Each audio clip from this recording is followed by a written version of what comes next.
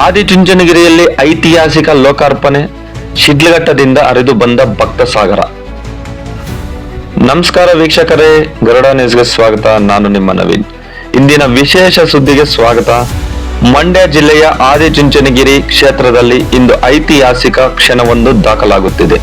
ಬಹು ನಿರೀಕ್ಷಿತ ಶ್ರೀ ಗುರು ಭೈರವೈಕ್ಯ ಮಂದಿರ ಲೋಕಾರ್ಪಣೆಗೆ ಕ್ಷಣಗಣನೆ ಆರಂಭವಾಗಿದೆ. ಈ ಮಹತ್ ಕಾರ್ಯಕ್ಕೆ ಸ್ವತಃ ಪ್ರಧಾನಮಂತ್ರಿ ನರೇಂದ್ರ ಮೋದಿ ಅವರು ಆಗಮಿಸುತ್ತಿರುವುದು ಇಡೀ ರಾಜ್ಯದ ಭಕ್ತರಲ್ಲಿ ಸಂಭ್ರಮ ಮನೆ ಮಾಡಿದೆ. ಶಿಡ್ಲಘಟ್ಟದಲ್ಲಿ ಸಾಲಾಗಿ ನಿಂತಿರುವ ಬಸ್ಸುಗಳು. ಈ ಭವ್ಯ ಕಾರ್ಯಕ್ರಮಕ್ಕೆ ಸಾಕ್ಷಿಯಾಗಲು ಚಿಕ್ಕಬಳ್ಳಾಪುರ ಜಿಲ್ಲೆಯ ಶಿಡ್ಲಘಟ್ಟ ತಾಲೂಕಿನಿಂದ ಸಾವಿರಾರು ಭಕ್ತಾದಿಗಳು ತೆರಳುತ್ತಿದ್ದಾರೆ. ಭಕ್ತರ ಅನುಕೂಲಕ್ಕಾಗಿ ಬಿಜೆಪಿ ಜಿಲ್ಲಾಧ್ಯಕ್ಷರಾದ ಶೀಕಲ್ ರಾಮಚಂದ್ರಗೌಡ ಅವರ ವಿಶೇಷ ಬಸ್ ವ್ಯವಸ್ಥೆಯನ್ನು ಕಲ್ಪಿಸಿದ್ದಾರೆ. ಸಮಾಜದ ಗುರುಗಳ ಮೇಲೆ ಸೀಕಲ್ ಅವರಿಗಿರುವ ಅಪಾರ ಭಕ್ತಿ ಮತ್ತು ಭಕ್ತರ ಮೇಲಿರುವ ಕಾಳಜಿಗೆ ಸಾರ್ವಜನಿಕರು ಮೆಚ್ಚುಗೆ ವ್ಯಕ್ತಪಡಿಸಿದ್ದಾರೆ.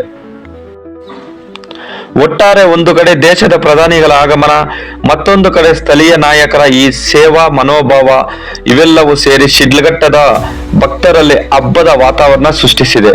ನೂರಾರು ಸಂಖ್ಯೆಯಲ್ಲಿ ಭಕ್ತರು ಸೇರಿ ಕೇಸರಿ ಧ್ವಜಗಳನ್ನು ಹಿಡಿದು ಜೈಕಾರ ಹಾಕುತ್ತಾ ಚುಂಚನಗಿರಿಯತ್ತ ಸಾಗುತ್ತಿದ್ದಾರೆ. ವರದಿ ನವೀನ್ ಗರುಡ.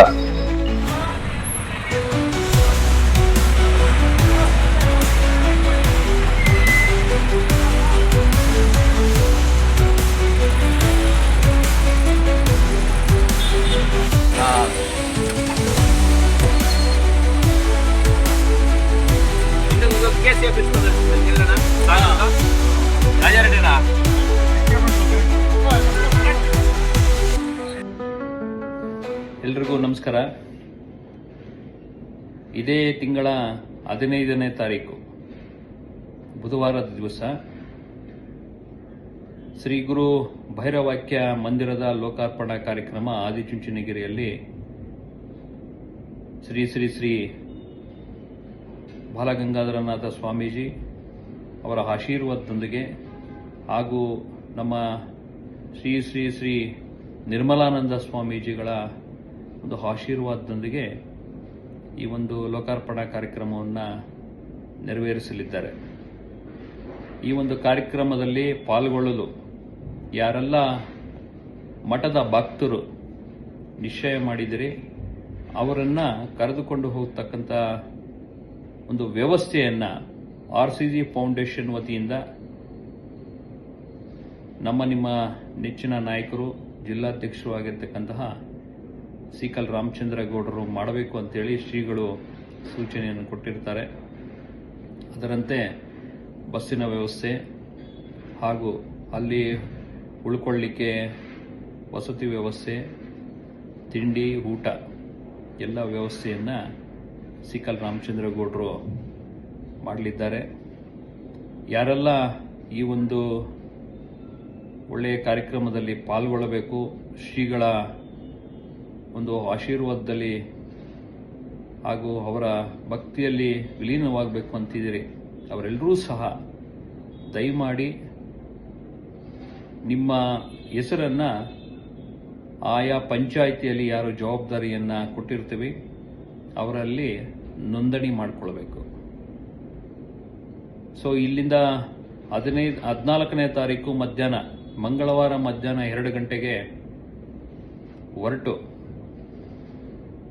ಹೋಗಬೇಕಾದ್ರೆ ನಾವು ಪಂಚಮುಖಿ ಆಂಜನೇಯ ಸ್ವಾಮಿ ದೇವಸ್ಥಾನ, ಶ್ರೀ ಸತ್ಯ ಶನೇಶ್ವರ ದೇವಸ್ಥಾನ ಇದನ್ನು ಮುಗಿಸಿ ರಾತ್ರಿ ನಾವು ಯಡಿಯೂರು ಶ್ರೀ ಸಿದ್ಧಲಿಂಗೇಶ್ವರ ದೇವಸ್ಥಾನದ ಬಳಿ ವಸತಿ ವ್ಯವಸ್ಥೆಯನ್ನು ಮಾಡಿರ್ತಾರೆ ಹಾಗೂ ಊಟದ ವ್ಯವಸ್ಥೆಯೂ ಇರ್ತದೆ.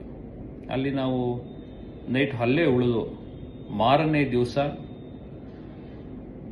ಎಲ್ಲರೂ ತಿಂಡಿಯನ್ನು ಮುಗಿಸಿ ಹಾಗೂ ಸಿದ್ಧಲಿಂಗೇಶ್ವರ ಸ್ವಾಮಿ ದೇವಸ್ಥಾನದಲ್ಲಿ ಸ್ವಾಮಿಯ ದರ್ಶನವನ್ನು ಮಾಡಿ ಅಲ್ಲಿಂದ ನಾವು ಮಠಕ್ಕೆ ಹೋಗ್ತಕ್ಕಂಥ ಕೆಲಸವನ್ನು ಮಾಡಬೇಕು.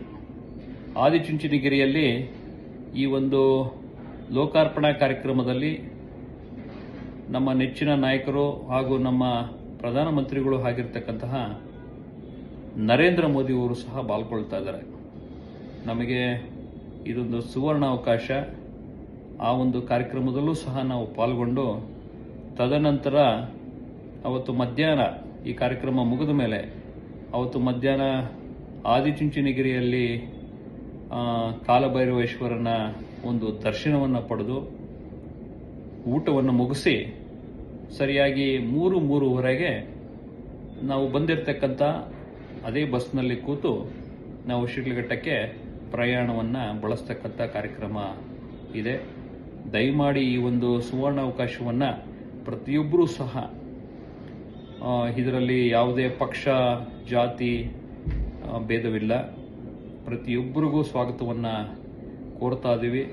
ಶ್ರೀಗಳ ಆಶೀರ್ವಾದದೊಂದಿಗೆ ಮುಂದಿನ ದಿನಗಳಲ್ಲಿ ನಿಮಗೆಲ್ರಿಗೂ ಒಳ್ಳೆಯದಾಗಲಿ. ಇದಕ್ಕೆ ಬೇಕಾದಂತಹ ಎಲ್ಲ ಹೆಸರು ರಾಜಾರೆಡ್ಡಿ ಅಂತೇಳಿ ನಾವು ಏನಿದೆಲ್ಲ ಚಿಲಕನೇರ್ ಹೋಬಳಿ ಏನಿದೆಲ್ಲ ಅಂತ ಬರ್ತಾ ಇದ್ದೀವಿ.